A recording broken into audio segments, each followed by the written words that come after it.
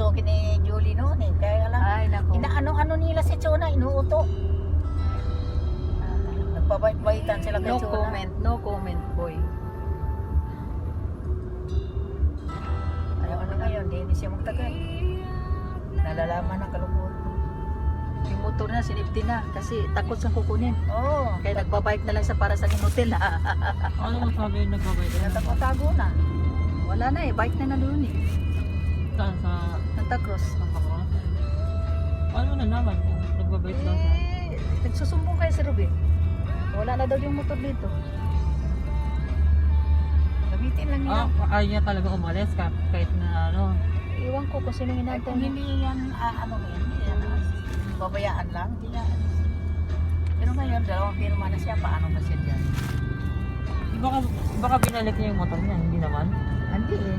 Sinakyan niya dyan pupunta kay Jewel. Oo nga, sinakyan niya. Oo, pero pag uwi niyan, hindi niya nilagay doon sa Santa Cruz. Baka naman lilipat na. Baka Doon na yan minsan sinagay lilipatan siguro niya. sa tundo.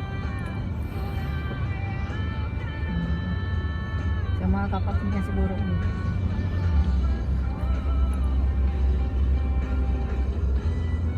Magmantinda to. Ating dat na eh. Oh, sinunog no? Oo, di naalala ko pa to ah. Lucky no. Parang gasolina ng toy boy. Alin? Yung bakante na yun. Ko alam. Maganda dyan mag-business pagka dito kasi matagal itong mga ano eh. Ang tayo ka ng kung ano yung gusto mong itayo na ano. Daanan o boss. Oo, daanan.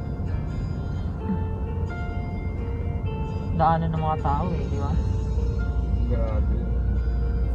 Pero pag ano, mas maganda sa